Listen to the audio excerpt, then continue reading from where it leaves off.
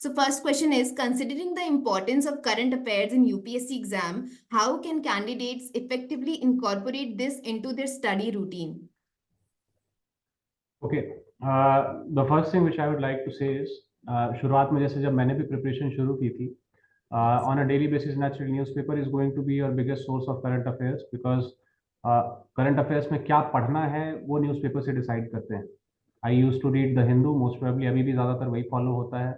Some people might have switched to Indian Express or maybe Economic Times. Earlier what I used to do is कि daily basis पे newspaper से मैं notes बनाता था and you know on a date wise basis.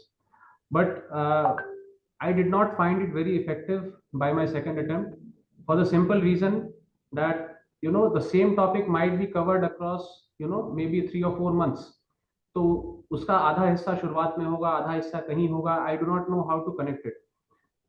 Personally, I believe I am a technical geek sort of guy. So I would suggest, if possible, please use a notes app. You can use MS Word, you can use anything जो आपको prefer करते हैं. I would suggest कि आप उस पे note करें because that is an organic document.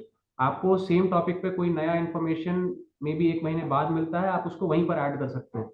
इसका बेनिफिट ये है कि जब आप उसको रिवाइज करेंगे तो you will have you know आपने किसी भी एक टॉपिक पर, से फॉर एग्जांपल कि मैं कॉन्फ्रेंस ऑफ पार्टीज की बात कर रहा हूँ, क्लाइमेट चेंज की मैं बात कर रहा हूँ, हो सकता है कि उसका एक कोई इन्फॉर्मेशन आज आया हो, अगला फ्राइडे को आएगा, अगला मे बी थर्सडे को आएगा.